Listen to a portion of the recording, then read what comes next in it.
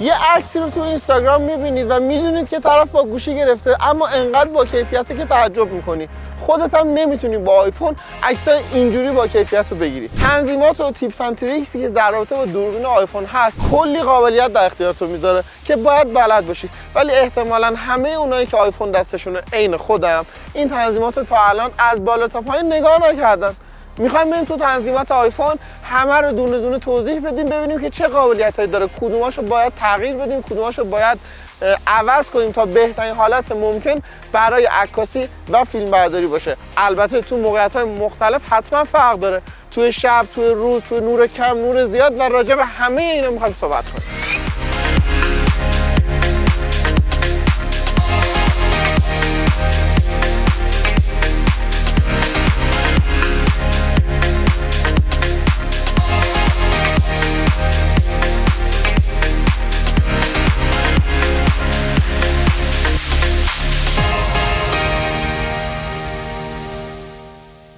خب میریم توی تنظیمات، تو قسمت کامرا و همه اون آپشن‌ها رو میخوام از بالا بهتون توضیح بدم، منظم با هم دیگه تنظیم بکنیم. بیایم پایین. تو گزینه اول رکورد ویدیو شما میتونید هم کیفیت رو انتخاب بکنید، همین که با چه تعداد فریمی فیلم برداری بکنید.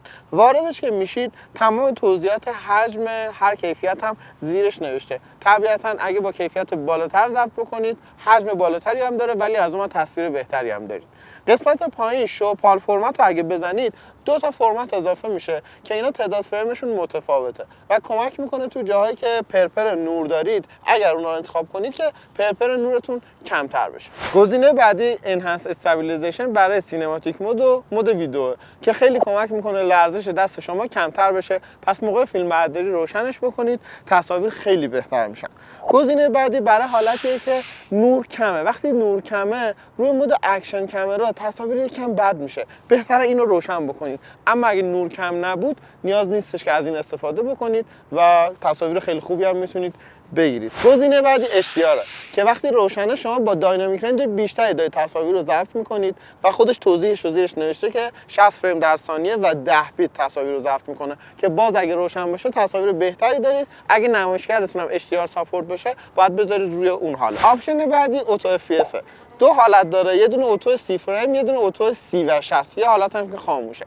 وقتی که شما استفاده میکنید ازش میاد اتوماتیک تعداد فریم رو کم و زیاد میکنه، تنظیم میکنه تا بهترین حالت تصویربرداری رو داشته باشید و تو نور کم مثلا اون پرپر نور رو نداشته باشید. و غیر از این تو توضیح خودش نوشته که میاد سایز فایل هم بهینه سازی میکنه. اما اونایی که حرفه‌ای فیلم برداری میکنن نیاز دارن که تعداد فریم ریتشون ثابت باشه. برای همین این حالت اتوماتیک رو بهتره که رو خاموش بذارید و دیگه تنظیمات دست خودتون از اون به بعد توی تدوین. بعضی از آیفون‌ها 2 تا دوربین و بعضیشون 3 تا دوربین داره. موقع فیلم برداری بر اساس فاصله که شما دارید خود آیفون بین دوربینا تغییر میده که از کدوم داره ضبط میکنه. اینو شما میتونید انتخاب کنید و لاک بکنید که این تغییر اتفاق نیفته. این تو فیلم برداری شاید یک کمی حرفه‌ای‌تر لازمه. لاک کامرا یعنی اون دوربینی که در حال فیلم برداری باش هستید، مثلا اولترا واید، دیگه تغییر پیدا نکنه یهو بره رو دوربین معمولی ها. یه گزینه دیگه هم برای لاک کردن داره، اونم وایت بالانسه. وقتی روشنایی یا نور رو توی یه حالت توی صحنه شما تنظیم کردید،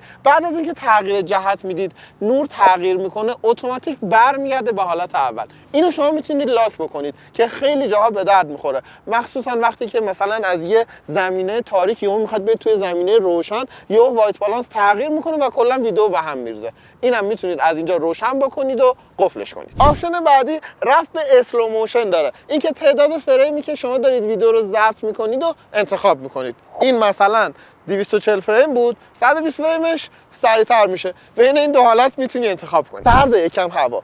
بعدی رفت به سینماتیک فیلم برداری کردن داره که خیلی محبوبه و احتمالاً همتون هم ازش استفاده میکنید. اینم میتونید انتخاب بکنید که با چه تعداد فریمی و با چه کیفیتی تو حالت سینماتیک فیلم برداری انجام بدید. گزینه بعدی فرمته، هم پسوندی که ته عکس‌ها می‌نویسه مثلا جی پگ، اینو میتونید تو تنظیمات انتخاب بکنید. البته الان دیگه بیشتر فرمت‌ها رو همه دستگاه و همه برنامه‌ها باز میکنن، ولی در کل اینجا قابلیت انتخاب هم دارید بین های افیشنسی و موست کامپتیبل که خب اون حالتی میشه که بیشتر اپلیکیشن‌ها میتونن بازش بکنن و دیگه مشکلی هم ندارید. اما گزینه پایین‌تر تو آیفون‌های جدیده و یه آپشن خفن محسوب میشه، اینکه شما عکس برداری خام هم میتونید بکنید. برای اونا که عکسای حرفه‌ای میخوان بگیرن و بعد خودشون رنگ یا نورش رو بیان توی تدوین تغییر بدن. اگه این آپشن رو روشن بکنید زیرش یه گزینه اضافه میشه. توی این گزینه شما میتونید بین 3 حالت انتخاب بکنید: 12 مگاپیکسل و 48 مگاپیکسل خام و 48 مگاپیکسل غیر خام که خیلی آپشن خفنیه و واقعا هم حرفه‌ایه. گزینه بعدی برای ویدیو هست. بازم شما میتونید فرمت رو انتخاب بکنید برای فیلمبرداری حرفه‌ای‌تر و فیلمبرداری خام که اون وقت تنظیم رنگ و نور به عهده خود شخصه که اونایی که فیلمبرداری حرفه‌ای دارن انجام میدن حتما به کارشون میاد. اپل پرورس رو روشن بکنید. اگه گوشیتون آیفون 15 پرو و 15 پرو مکس، علاوه بر روشن کردن این حالت شما 3 تا آپشن دیگه هم دارید. بین HDR و SDR و لاگ میتونید انتخاب بکنید که اون حالت لاگش بی نهایت عجیب و غریبه و حجمش خیلی بالا. یه عمق تصویری رو اینجا انتخاب کردم، نورش هم تنظیم کردم، یه فیلتری هم انداختم. اپلیکیشن رو باز و بسته میکنم، همه چی ریست میشه. هر بار که دوربین رو باز و بسته کنید یه سری از تنظیمات دوباره برمیگرده به تنظیمات اولیه. خب خیلی بده. شما شاید بخواید از یه زاویه 2 تا عکس شبیه به هم بگیرید که نورشون، عمق تصویرشون، فیلترشون و خیلی چیزای دیگه‌شون یکسان باشه. اینو میتونید تو گزینه پریسیت ستینگ انتخاب بکنید که چه ویژگی‌هایی قفل یا لاک باشه و با باز و بسته کردن اپلیکیشن دیگه تغییر نکنه. وقتی منوی رستوران رو با QR میارن و گوشی دوستات اسکن میکنه و اونو میتونه باز کنه ولی گوشی تو نمیکنه، این گزینه تو ستینگ خاموشه. میتونی روشنش بکنی. اسکن QR رو باید روشن کنی، خب به درد میخوره. از اون وقت شو دیتکت تکست هم به درد میخوره. میتونی یه متنی که دوربین تشخیص میده رو کپی بکنی و یه جای دیگه پیست بکنی و ازش استفاده کنی. دکمه ولوم رو میتونی تنظیم کنی برای عکس برداری پشت سر هم یا همون برست مود. البته یه مدل دیگه هم میشه این کارو کرد که اونو بعداً بهتون میگم. میتونی انتخاب کنی که استریو ضبط صدا داشته باشی رو ویدیوهات یا نه. به نظر من بذارید رو حالت روشن. اینطوری ویدیوهاتون صدای بهتری داره. بعداً که بخواید گوش کنید جذاب‌تر. من خیلی وقتا عکسامو کج میگرفتم. یا مثلا یه سوژه رو که می‌خواستم بگیرم زمین زیر پاشو بزرگ میگرفتم. گیریت کمک میکنه با بخش‌بندی که تو تصویر انجام میشه تو بتونی سوژه رو جای بهتری بذاری تو قابت و از اون ور به بک‌گراند هم دقت بیشتری داشته باشی، تصویر نهاییت بهتر بشه. لول هم کمک میکنه که دستت کج و کوله نباشه، تراز عکستو بگیری. میرور فرانت کامera، قرینه کردن عکس دوربین سلفی. دیدی طرف مثلا راننده است، عکس سلفی از خودش گرفته ولی انگار شاگرد نشسته. خیلی عجیبه، اینو قرینه میکنه دیگه. اگه دوست داشتی میتونی ازش استفاده کنی.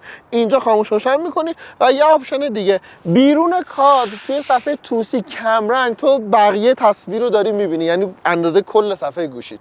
اینم میتونی حتی خاموش بکنی که فقط کادرتو ببینی. اگه میخوای یه عکس برداری سریع داشته باشی، تون شاتر رو بزنی، بهتره آپشن بعدی رو روشن بکنی که برای همین کار گذاشتم. آپشن داریم تو دوربین آیفون، لنز کورکشن برای دوربین سلفی و دوربین اولترا واید. اینو میتونید که روشن بکنید تا اون کشیدگی تصویر رو کمی بهتر بکنه، تا تصویر اینقدر دورش عجیب و غریب نباشه. وقتی دوربین رو خیلی نزدیک یه چیزی نگه داریم میره رو حالت ماکرو و کنار تصویرم یه آیکون زرده بیاد که روش میزنی میتونی خاموش روشن کنی ماکرو رو. حالا اگه میخوای کلا این آیکون نیاد میتونی توی تنظیمات این گزینه رو خاموش بکنی، ماکرو کنترل، دیگه اون آیکون زرده نمیاد. 56 تا ازش عکس گرفتم، حالا میخوام ببینم کدوم خوبه. سلکت رو میزنم، الان میتونم بین این عکس ها انتخاب بکنم و هر کدومو که خواستم این بالا حالا دان بزنم. موقعی که دانو میزنیم 2 تا آپشن در اختیارمون میذاره. یکی این که همه عکس ها رو نگه داره، یکی این که فقط همون یه دونه که انتخاب کردی یا همون چند تایی که انتخاب کردی رو نگه داره. از اون 56 تا شاید 2 تاش به درد بخوره، 54 تا دیگه شو پاک کنم.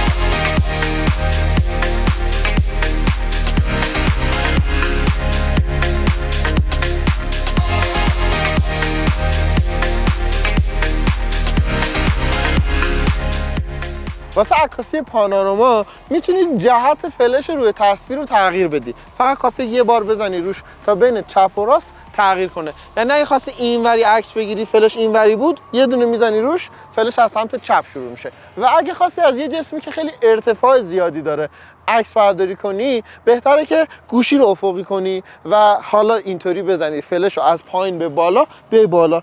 اینطوری عکس برداری خیلی جذابی میتونید داشته باشی. با نگه داشتن دست روی این قسمت این نیم دایره زوم میاد. خوبه که روی زوم 1 و 2 و 3 اومده لنز مشابهش هم نوشته، یعنی شما وقتی با لنز 1 داری عکس برداری یا فیلم برداری میکنی انگار با لنز 24 میلیمتر داری کار میکنی و اینو تا 15 هم میتونی زیاد کنی که البته کیفیت تصویر کمی کمتر میشه. توی آیفون سری 15 پرو و 15 پرو مکس روی لنز زوم 1 یه قابلیتی داره، شما با تپ کردن روش میتونی که لنزاتو تغییر بدی. 28 میلیمتر و 35 میلیمتر هم داره، در واقع میشه 3 تا حالت.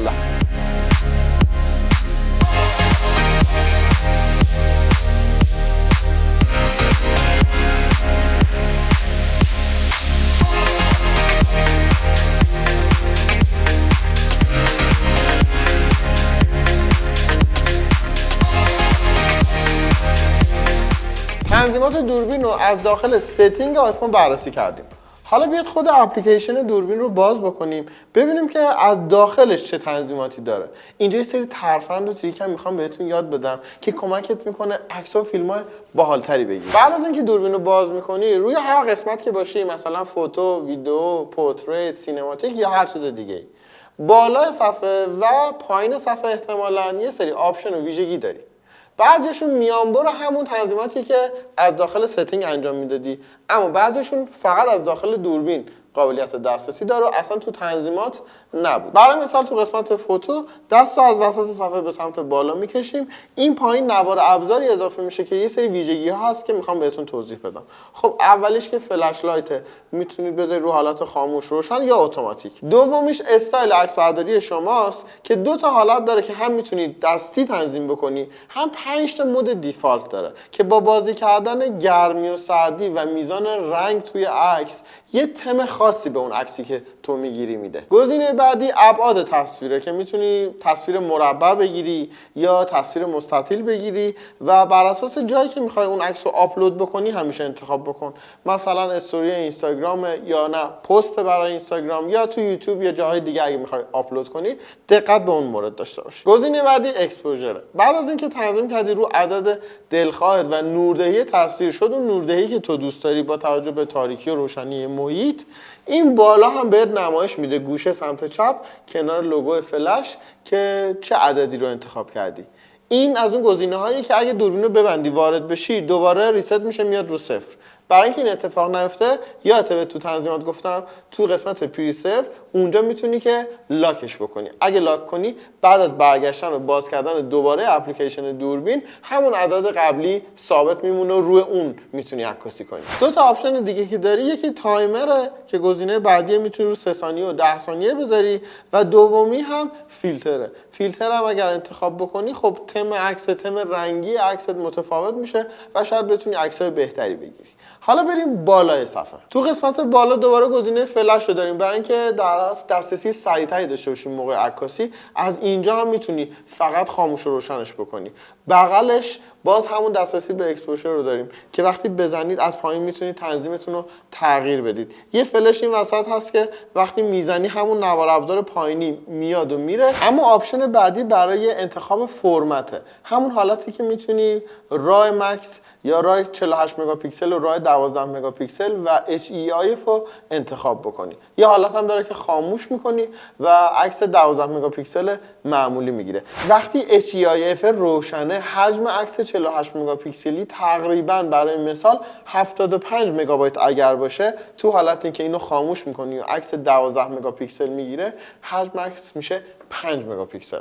پس به حجم عکس‌ها دقت بکنید ولی مطمئنا اگه کیفیت بالاتری میخواید بذارید روشن باشه. و گزینه آخر گوشه سمت راست بالا لایو فوتو، این دایره نقطه نقطه‌ایه که پایین صفحه هم بود و فراموش کردم بهتون بگم. میتونید روشن و خاموشش بکنید که البته تو حالت روشن چند تا ویژگی هم میتونید داشته باشید و استفاده کنید از عکسایی که به صورت لایو گرفتید. لایو هم همون حالتیه که شما چند ثانیه قبل از اون عکسی که گرفتید و واسهتون در واقع یه ویدیو کوتاه میکنه، یه ویدیو خیلی کوتاه که بعضی وقتا خاطرات جذابی توش در میاد. اما گزینه بعدی نایت موده. که خیلی کاربردیه. هر جایی که عکس میخواید بگیرید و نور کمه، مطمئنا اون عکس خیلی با کیفیت در نمیاد، عکس بی کیفیتی میشه و جذاب نیست. بهتره که از آپشن نایت مود استفاده بکنید و به کمک این آپشن توی آیفون شما میتونید عکسایی داشته باشید که توی فضای تاریک گرفته شده ولی هم عکس از واقعیت روشن‌تره، هم تصویر بهتر داره دیده میشه. به صورت اتوماتیک اگر تاریک باشه محیط آپشنش اضافه میشه، هم بالا سمت چپ هم تو نوار ابزار پایینی دومین گزینه میاد. و اگه محیط خیلی تاریک باشه شما میتونید تا 10 ثانیه هم اینو به صورت دستی تنظیم بکنید، یا اینکه میتونید بذارید رو حالت اتوماتیک. این زمانه در واقع اون زمانیه که آیفون نیاز داره تا تو اون محیط تاریک بتونه حالا با عکسایی که میگیره، با کاری که داره هوشمند انجام میده، در نهایت یه عکس با کیفیت و روشن‌تر رو به شما بده. پس تاریکی بیشتر، زمان بیشتر نیاز داره. نکته‌ای که داره اینه که حتما تو اون زمانی که داره این عکس رو میگیره، مثلا 10 ثانیه، دستتون یا اون جایی که گوشی رو نگه داشته باید ثابت باشه. دست خیلی نمیتونه ثابت بشه، پس بهتر از سه‌پایه استفاده بکنید برای گرفتن عکس‌های نایت مود و بی‌نظیره. میتونی یه عکس از آسمون تاریک داشته باشی و ستاره ها رو توش ببینی. حالا یه عکس لایو گرفتی و عکس رو داری، فقط برای این نیست که یه ویدیو کوتاه داشته باشی یا دستت رو روش نگه داری و ببینی که چی بوده چند ثانیه قبل از عکاسیت. یه آپشن دیگه هم داری. یه نوار ابزار باز میشه که 4-5 تا آپشن داری. آخرین گزینه لایو آفه. وقتی آفش بکنی عین یه عکس معمولی میتونی از این عکس استفاده بکنی. دومین گزینه لوپه، ترکیب کردن فریما تو هم دیگه و این باعث میشه که انگار سر و ته ویدیو رفته تو هم. یه ویدیوی چرخشی جذاب داری. بعدی بانسه. یه قسمتی از اون ویدیو در واقع یه فریمش با یه هیجانی، با یه شدتی انگار داره دیده میشه و مابقیش عادی دیده میشه. و گزینه بعدی لانگ اکسپوژر که تو این حالت تصویر کشیده میشه. باید نشونتون بدم نمونه های تصویری که الان دارید میبینید، این عکسایی که من دستمو داشتم میچرخوندم و عکس معمولی گرفته شده. وقتی دستتو رو تصویر نگه داری لایوش به این شکله، اما وقتی گزینه رو عوض کنی و بذاری رو لانگ اکسپوژر عکس اینطوری دیده میشه.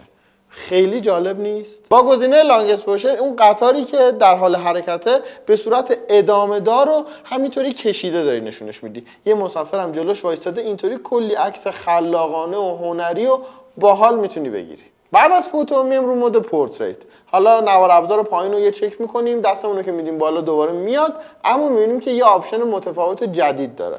با حرف F نمایش داده میشه و در واقع عمق میدانه. عمق تصویر رو میتونید تنظیم بکنید تا وضوح روی اون شیئی باشه که شما میخواید و اون قسمتی که از تصویر میخواید مات یا بلر بشه. بذارید یه عکس بگیرم تا واضح تر بشه، از اون بعد بریم رو عکس یه ادیت جذابم بکنیم. گذاشتم روی کمترین حالت تا بیشترین بلر رو داشته باشم. عکسی که میبینید رو گرفتم. حالا روی ادیت که بزنید فقط کافیه یه تپ بکنید روی مداد رنگی ها، کل بلر تغییر میکنه و این بار موتور و اون پای دوربین عقبیه بلر شدن و مداد رنگی ها توی تمرکز قرار گرفتن و وضوحشون رفتن بالا. حالا میزنیم روی پای دوربین عقبی، چقدر سریع و راحت این کار انجام میده. حالا اینا که چیزی نیست، همینجا میتونی کلا اف عکس رو تغییر بدی، یعنی یه بار دیگه که بزنی میتونی همه یه تنظیماتی که موقع عکاسی بود و اینجا دوباره داشته باشی بعد از عکاسی و این واقعا بی‌نظیره. یه آپشن دیگه که تو مود پورتریت هست و بیشتر عکسایی که با رنگ و لعاب خاص می‌بینید احتمالاً از این استفاده کردن، این آپشنی که شما میتونید لایت تصویر یا نورپردازی تصویر رو تغییر بدید و انتخاب بکنید. دستتون رو روی مربع نگه می‌دارید، این نیم دایره میاد، با چرخوندنش میتونید بین هر کدوم از این حالت‌ها که براتون جذابه و به تم عکس برداریتون میاد در واقع انتخاب بکنید و در نهایت یه عکس خیلی خوب داشته باشی. محبوب ترین و پرطرفدارترینش هم حتما استدیو لایته که تو خیلی از ویدیوها دیدید که توصیه میکنن بذارید روی این حالت، ولی من میگم از همش استفاده کنید، حتی اون سیاه‌سفید انتهایی که اون دایره میاد به نظرم عکسای بی‌نظیری میتونه بگیره. غیر از نچرال لایت که در واقع نور طبیعی محیطه، روی بقیه گزینه‌ها که همه نورای مصنوعی حساب میشن و داره در واقع نرم افزار این کارو میکنه، شما میتونید میزان نورپردازی رو با عدد انتخاب کنید از 0 تا 100. مثلا روی استودیو لایت میریم، این مربع این بالای تصویر میاد، پایین صفحه تو این نوار ابزارم اضافه میشه، روش که کلیک میکنیم این نوار اینجا میاد و حالا میتونیم میزان نور رو انتخاب بکنیم. از عکس برداری میایم بیرون، میریم تو مود ویدیو. حالا نوار ابزار پایین یکم فرق کرده، 2 تا آپشن بهش اضافه شده. یکی اکشن موده، یکی هم یه گزینه است که روش نوشته پرو و با کلیک کردن رو شما میبینید که خاموش و روشن میشه. این گزینه از بالا هم در دسترس شما هست و اونجا نوشته پرورس HDR، شما میتونید خاموش روشنش بکنید که کیفیت تصویر رو در واقع تغییر میده. همون فیلمبرداری خام و فیلمبرداری در اصل حرفه‌ای تر هست که میتونید از همینجا هم انتخاب بکنید. حالا اکشن مود. اکشن مود در واقع استابیلایزر خیلی خاص آیفونه که شما میتونید وقتی دارید روی پله ها میدوید، وقتی کلا حرکت دستتون زیاده توی راه رفتن، توی دویدن، توی مثلا قایق، ماشین، موتور یا هر جای دیگه ای برای فیلم برداری ازش استفاده بکنید تا این حرکت های زیاد رو کمی نرم بکنه و اون ویدیویی که در نهایت دارید میگیرید ویدیو با کیفیت تری بشه. واقعا بی‌نظیر عمل میکنه و به نظر من هر جایی که ثابت نیستید ازش استفاده کنید. شک نکنید که ویدیوتون بهتر میشه. بالا سمت راست تصویر اونجایی که کیفیت ویدیو رو نشه، مثلا نشه HD یا 4K، روش تاب بکنید میبینید که تغییر میکنه. یعنی بین HD و 4K شما میتونید از همینجا تغییر رو داشته باشید و کنارش هم که تعداد فریم رو نوشته تو هر ثانیه،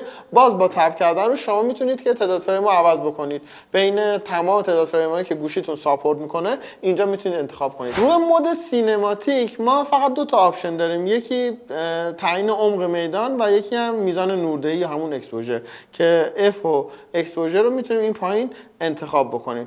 کیفیت تصویر و تعداد فریم هم البته میتونیم انتخاب بکنیم بین HD و 4K و دیگه تنظیمات دیگه ای نداره. رو مود اسلو موشن برای فیلم برداری آهسته میتونید تعداد فریم رو از روی خود دوربین انتخاب بکنید. یعنی اون گوشه سمت راست بالا عدد 120 یا 240 که نوشته شده روش کلیک بکنید، تغییر میکنه. بین این دو حالت میتونید انتخاب بکنید. طبیعتا 240 فریم که تعداد فریم بالاتری داره، تصویر اسلو موشن شما نرم‌تره. البته دقت کنید که به شرط نوریتون هم باید حواستون باشه. اگه شرط نوریتون جوری باشه که پرپر بکنه، توی تعداد فریم بالا دیگه وحشتناک میشه. بهتره که 120 رو انتخاب بکنید، تعداد فریم پایین‌تر که حداقل نوره تا یه حدی قابل قبول توی ویدیو بیفته و این دیگه چیزیه که باید تست بکنید. رسیدیم به تایم لپس. اگه دوست داری یه ویدیو تایم لپس مثلا 30 ثانیه‌ای بگیری، بدون تقریبا 15 برابرش باید ویدیو ضبط بکنی. البته این نسبت تغییر میکنه. مثلا ویدیو زیر 10 دقیقه باشه با یه نسبتی، با یه تعداد فریمی داره فیلم برداری انجام میشه و ویدیو بالای 10 دقیقه باشه این نسبت کمی تغییر میکنه، تعداد فریم بازم پایین‌تر میاد. ولی تنظیمات دستی نداره و اینجا به نظرم تنها باگ این دوربین مشخص میشه که ما نمیتونیم که تایم لپسمون رو، تعداد فریمش رو انتخاب بکنیم که با چه نسبتی ویدئوی ما رو کوتاه بکنه. روی مود فوتو دستتون رو روی این دکمه شاتر نگه دارید، سمت چپ بیارید، میره تو حالت برست مود، یعنی عکاسی پشت سر هم. کی به درد میخوره؟ وقتی یه سوژه در حال حرکت میخوای پشت سر هم عکس بگیری، یا مثلا مثل خبرنگارا میخوای از یه کسی پشت سر هم تعداد عکس بالا داشته باشی. اما اگه میخوای موزیک ادامه داشته باشه، تنها راهش اینه که بیای تو اپلیکیشن، روی گزینه فوتو، حالا دستتو بکشی سمت راست و اینطوری بری برای فیلم برداری کردن. اگه دستتو تا انتها بکشی قفل میشه رو حالت ویدیو گرفتن، ولی اگه دستتو تا میانه راه بیاری ول کنی، ویدیو کلا کات میشه، یعنی تموم میشه و میره رو همون حالت فوتو. تنظیمات، مشخصات و آپشنایی که من توضیح دادم بیشترشون بر اساس آیفون 15 پرو و پرو مکس بود. اگر گوشی‌های مدل پایین‌تری دارید، احتمال داره که بعضی از این آپشن‌ها و بعضی از این مشخصات تو گوشی شما وجود نداشته باشه، ولی من سعی کردم با 15 پرو مکس که کامل ترینه توضیح بدم تا هیچ قسمتی از تنظیمات دوربین و خود اپلیکیشن دوربین و تیپس اند تریکس که به دوربین ربط داره باقی نمونه. امیدوارم با دیدن این ویدیو مشخصات دوربینت رو بهتر یاد گرفته باشی و عکس‌های بهتری بتونی بگیری و ویدیوهایی بگیری که خودت از دیدنشون لذت ببری. بعد که لذت بردی حتما فیلاتلی میشی.